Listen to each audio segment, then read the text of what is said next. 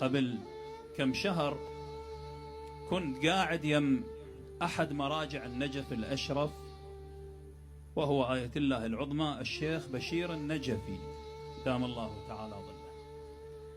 فبدون يعني هيك حديث عادي يعني أسلم عليه وسألني عن حالي باوع علي، قال لي سيدنا. قلت له نعم شيخنا.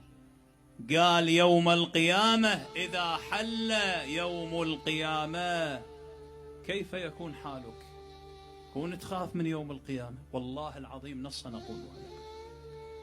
قال لي سيد يوم القيامة تخاف منه؟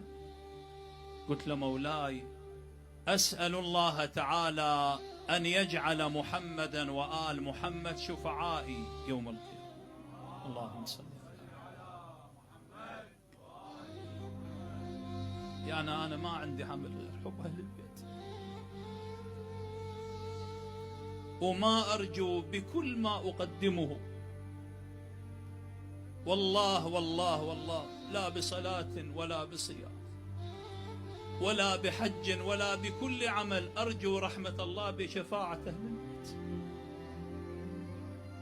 إحنا ما عندنا غير أهل البيت سلام الله عليهم.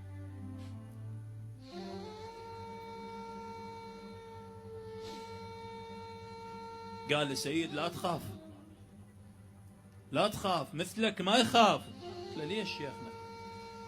قال في الرواية أكيدة، هو طبعا يتكلم ويبكي، قال في الرواية الأكيدة يوم القيامة تأتي أمكم فاطمة.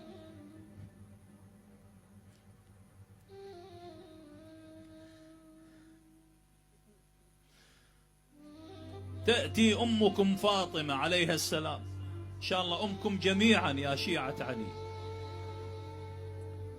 تجي أمكم الزهراء يوم القيامة وتحتضن أولادها واحدا واحدا إلى صدرها. قال أنا أريد منك وعد يوم القيامة. قلت له شنو؟